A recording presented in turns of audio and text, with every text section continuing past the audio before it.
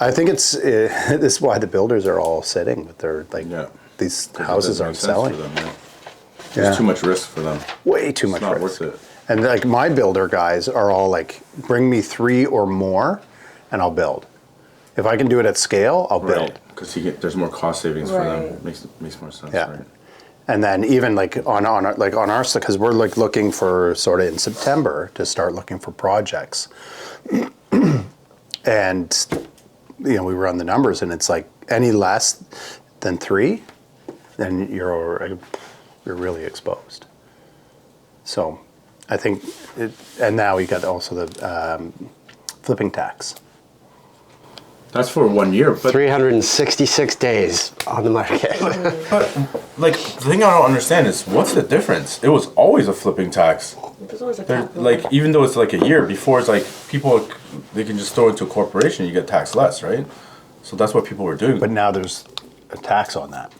It's not capital gains. Yeah, it's going to be income tax. But like, for example, if you were a full-time flipper anyways, you're going to be taxed at the business income. You're not going to be taxed at capital gains anyways. Right. So I don't understand why that was such a big issue, a big deal. It was already a tax. From my understanding of it, the CRA is going to actually be like, let's say, for example, David, you're flipping homes, right? Their criteria is so gray where it's like, I think there's 7 points. It's like one of them is like your occupation. What do you do for a living? So if you're in real estate, and you're flipping a home, like let's say you're trying to build a new home every year, and you're claiming it as your primary residence, so you don't pay any capital gains actually. But if you keep doing that on a consistent basis, CRA will actually crack down on you, and they'll make you pay for the difference because of your profession and the consistency of it. Right. Yeah, you can't. So that's what I'm saying. Like people are saying like, oh, this new flipping tax is trying to push it, but it doesn't do anything because if you're doing that, you're actually getting taxed on business income, or CRA will find out and they'll tax you on business income regardless. So it's the exact same thing. Cool. Well, that's good to know. I don't know. That's just my thought. Like that's my thought process on it. So I didn't see anybody like talk about it. So like more legislation that's not going to do anything, like exactly. The vacant home tax. Exactly. So that's what I'm thinking. It's kind of just more BS for optics, just to kind of. They're just trying to say that they're doing. Real flippers, they flip with a corporation because they defer the tax, right? Yeah, so like they're doing that anyways. So it doesn't really do anything, I think. The vacant home tax, I think, is an important one because right now the question is like, what happens if you've been trying to sell the property for months and months, and you've already moved into something else? Do you have to pay this other tax? No, you're exempt. You're exempt. I think there's like same with the foreign buyer tax. There's such a long list of exemptions that's why people are thinking it's on not the Hallmark Facebook page. Somebody said yes, you do. One of the exemptions for the vacant home tax is if you have sold your property. I think that's the language. If you have sold your property, so you have to have so a like sale. What happens if you didn't sell your property? I think that's what the question But it's is. on the market, or can you argue that it's on the market? I've been trying. So what stops you from putting it at like $2.5 million when it's a $700,000 property? People really want to go through that trouble, and maybe they should get their tax see the loopholes taken now. away. Do you see it's for sale. It's been for sale. Right? And just because I've overvalued it. Right. So that's, anyway, it's an interesting, like, as we start to go through, we're going to get these loopholes and see these different things. One thing we did find out about the vacant home tax, because we had several clients, they were like, hey, I didn't get my property tax bill yet because they had just moved into properties that were just newly registered. And they've been living it for already a few months or like since the summer. So they couldn't they couldn't submit their declaration, but they called CRA, I think, and then they spoke to their lawyers. The lawyers just telling them to contact the tax department. Yeah, so the tax department is telling them to contact the lawyer. So because it's municipal, right? Yeah. But then they finally got a hold of, I believe it was CRA, and they're just saying, if you haven't got your property tax bill yet, you don't have to submit for 2022, but you will have to submit for 2023. So if anyone wants to know what happens if they don't have a property. But I think that there's we have a number of these properties that are holy shit, these are. Yeah, I feel like the off market is actually great opportunity because obviously, first of all, they're off market, and if the market starts heating up, like everybody's gonna be, seeing like jumping on everything that's on them. What we need to do is sort of say, like, we have access to this. Like, if you're serious about this and you want to come in, have a meeting, tell me what you're looking for, and you want to book an appointment up to come with us, like, we can go that far. I can share the house with you, but not the address. Right. This is what it looks like. It's a 2-bedroom in this neighborhood, and this is what it looks like. Right. Are you interested? Right. Would you sign a BRA just for that property before showing? Yeah. Okay. Sure. Yeah, I'd be like, if you want to go and see this, let's sign it up just for this property. Yeah. Right. Absolutely. And we'll do it for a month. If you're interested in it, we'll go see it. Because we do have, we counted them up, and I think, including the 4 of us, we got 22 properties that somebody would sell off market if we brought them a deal. So all these off markets, just people don't want to sell. They don't want. They don't have confidence in the market yet. Right. Okay.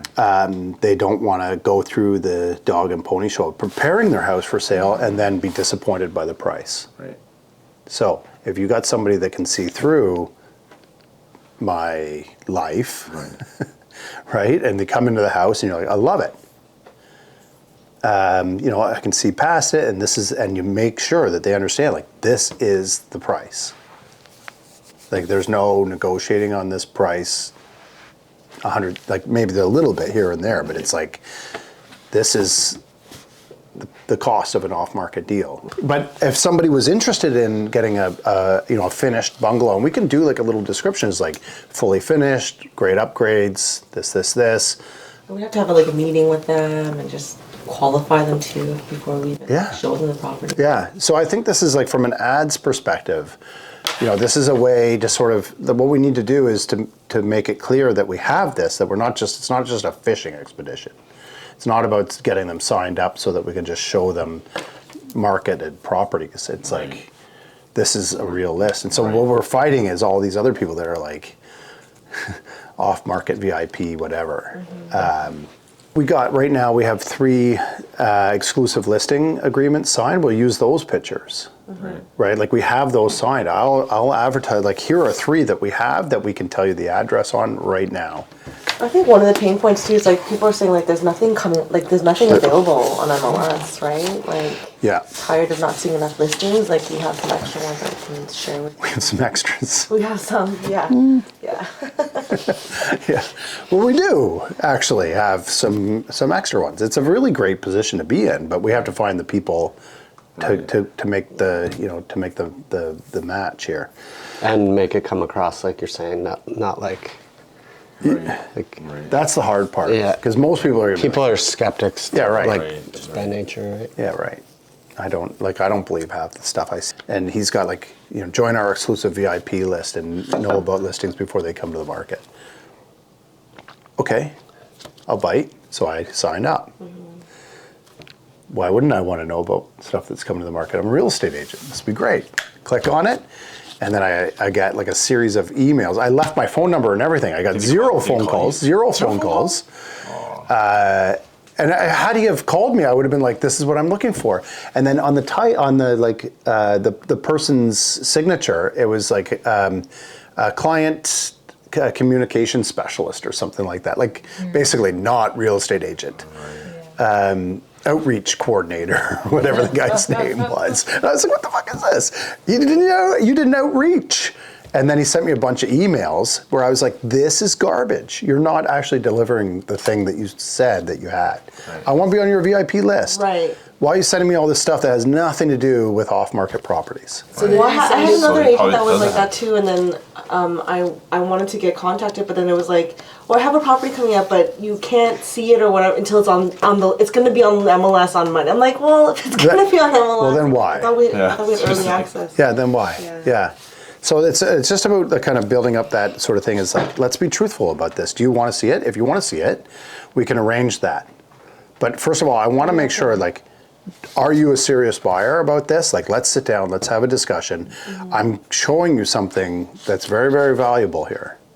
So maybe we can do a short video or something, and we can talk. We can maybe do something really organic. Is like this. I am not BSing you here. This is like, and we kind of go through like, if you want to see it, these are the steps, and we put that out there maybe, so that people are like, oh. Yeah. I think that's perfect for like one of the weekly emails, like this week. Right? Well, we just created a whole bunch of really great little segments that we can put into a video that we send out in an email that says, if you want off-market properties, then like call us. Leave out all the Yeah, I addresses. just gave you a whole bunch of them, but we cut that part out.